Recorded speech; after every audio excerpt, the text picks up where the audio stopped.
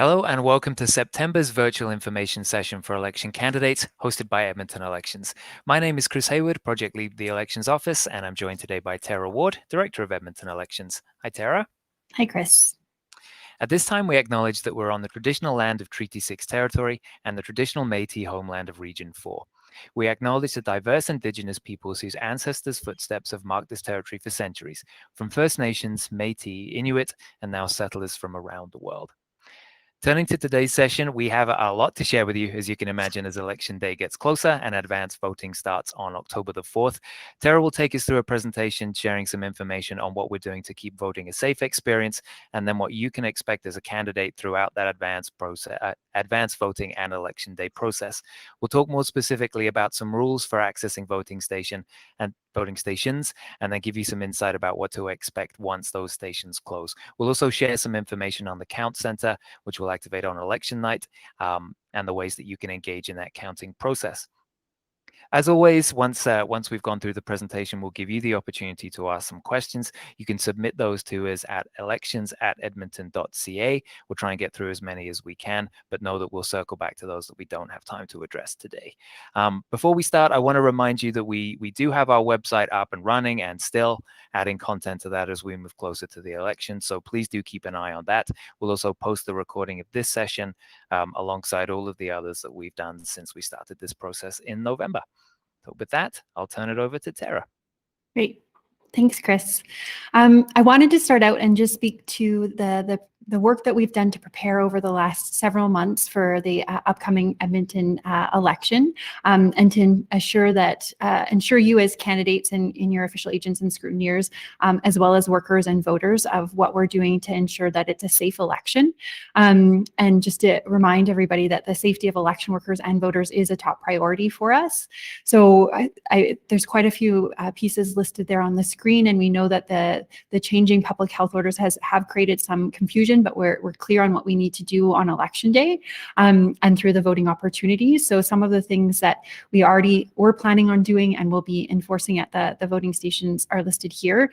So first of all, we have larger voting stations. We've set a minimum size for all of our voting stations, both advance and election day, to allow for physical distancing and also to enable us to manage the capacity limits.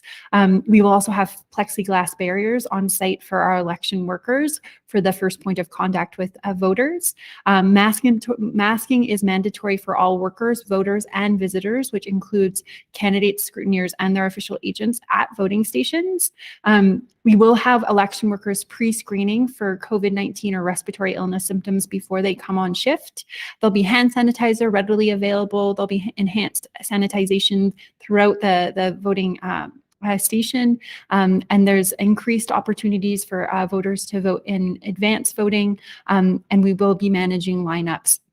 And so what that might mean is you might see lineups outside the door, and that's not a surprise to us. That's to enable us to manage those capacity limits and ensure the physical distancing for the safety of all election workers, voters, and visitors. So just to reiterate, we are prepared to deliver a safe election. And now I'll speak to what those voting opportunities are. So I said before, we've increased the number of advanced voting opportunities for voters for this election, and we did that very strategically. We've doubled the number of advanced voting locations from 6 in 2017 to 12, or 1 per every city ward. And those will be open from October 4th to 13th between 1 p.m. and 7 p.m. There'll also be 4 advanced post-secondary school voting locations between October 4th and 7th, and those locations are all listed on our website currently. We'll also be delivering we'll be hosting institutional voting stations at just over 50 senior accommodation facilities between October 4th and 8th, and then again between 12th and the 13th. On election day, we'll have over 200 voting stations, so there's 212 in total. 211 of those are ward-based voting stations, and there's one citywide voting station that will be enabled on election day at City Hall. And I should say that's to match the standards that we'll have at the advanced voting station. So advanced voting stations and this one citywide voting station will have additional supports for anybody needing or anybody with some accessibility needs. So including, we have an AutoMark, which is an electronic ballot marking device that enables people with disabilities to mark their ballots independently.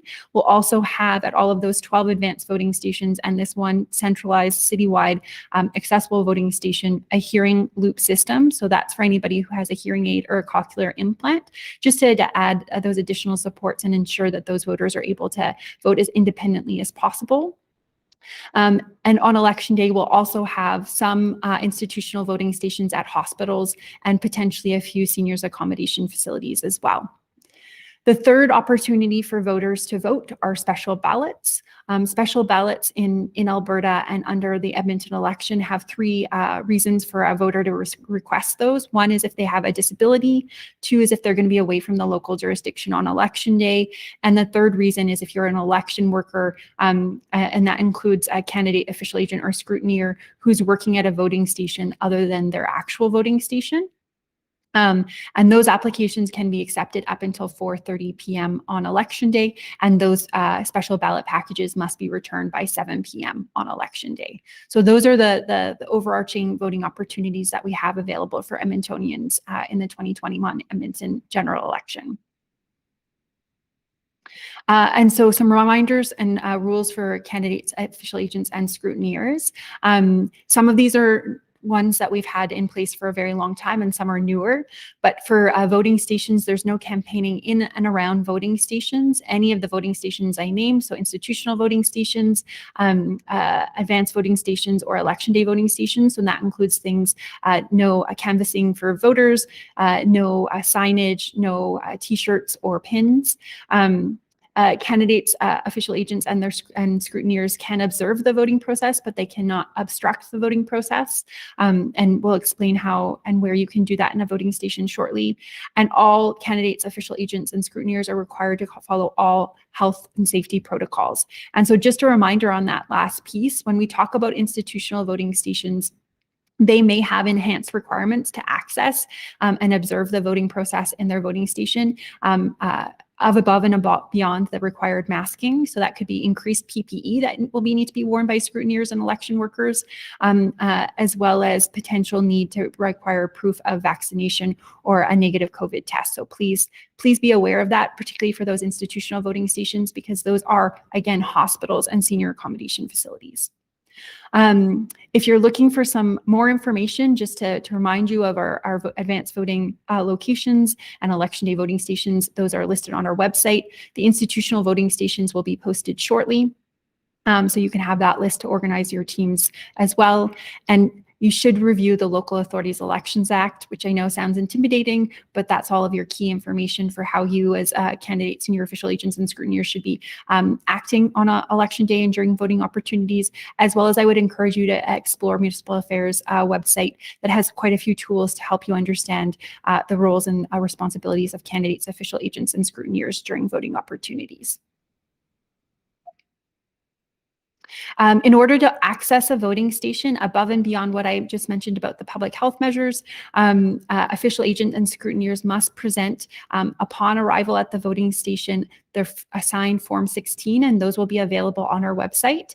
You should check in with the presiding deputy at the voting station, and they will guide you to the area where your official agent or your scrutineer can observe the voting process. And just a reminder, only a candidate, a scrutineer, or an official agent can be on site at any voting station at one time. So it's only one person per candidate that's permitted in the voting station. So that's during the voting process. That's what you'll be able to observe during advanced voting, as well as on election day while the voting stations are open.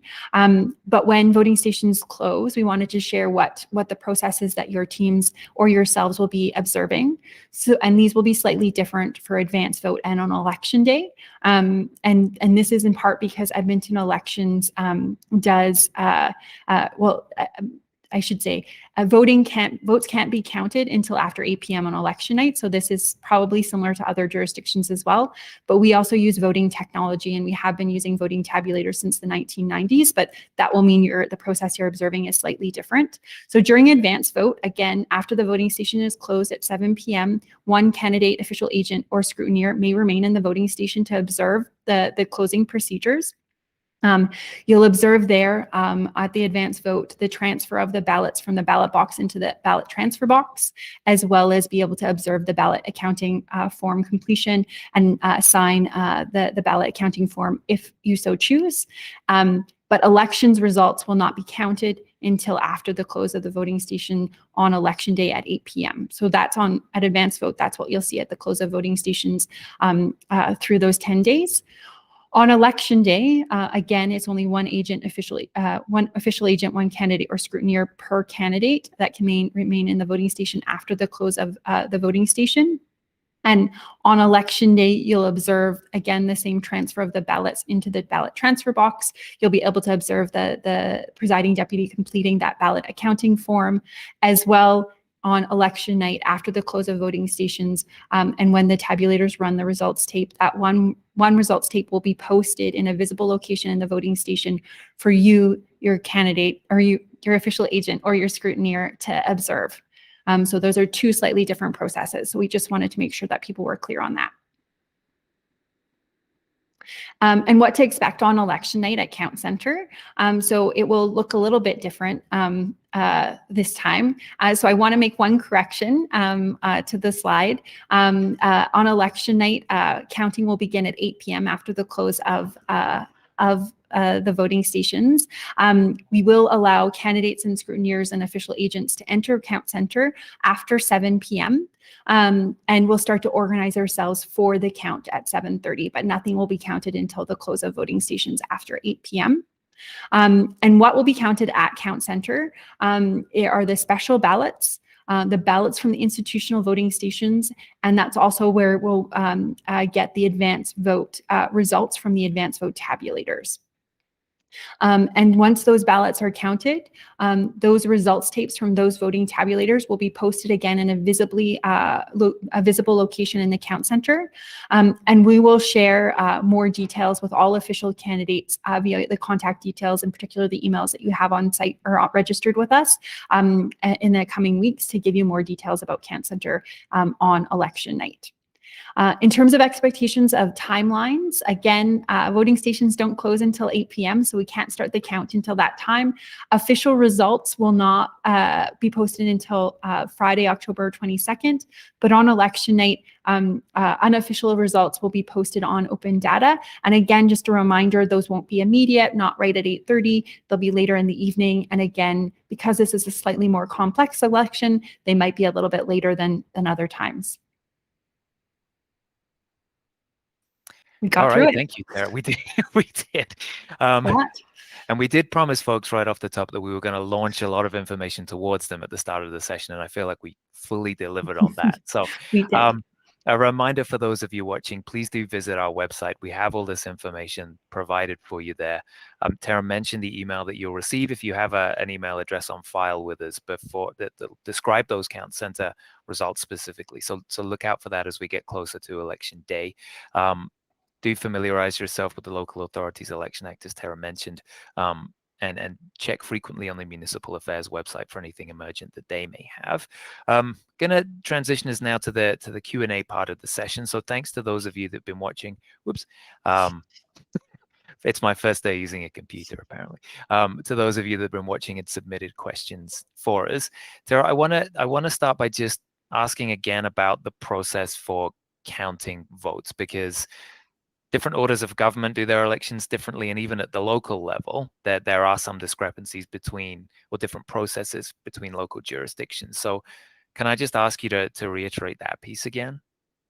Yeah, sure. So Edmonton Elections has been using voting tabulators since the 1990s, so for over 20 years, and we've been partnered with a company called ES&S for that time. And so what that means is when at a voting station, so an advanced voting station or election day voting station, when a voter casts their ballot, they actually push it through into the tabulator so that it is counted right away. So you'll see a number on the tabulator go up as you submit your ballot. The results themselves aren't tabulated until after the close of voting stations on election day, but that's a key piece of information. So we don't do hand counts at Edmonton elections. We use the voting tabulators. And again, those voting tabulators follow a strict security protocols. Once their compliance testing is completed, there are both physical and digital security keys and processes that we follow to ensure that they're secured, as well as when the results are submitted, they're encrypted and they're only available to election officials in a secure manner. So we've been using this technology for a very long time, but just to remind people, we do not do a hand count with Edmonton elections. Okay, so long-standing use of technology, and I've dressed like the 1990s just to further illustrate that. But we know that there are some ballots that are received by Edmonton elections before election day.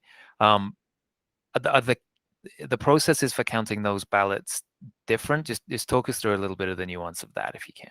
Yeah, and that's why we have a count center on election night.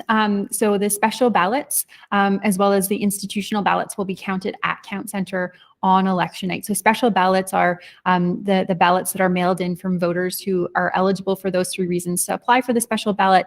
So we receive them and we store them in a secure location until election night, and when they'll be transferred to count center, result center to be counted by the voting tabulators.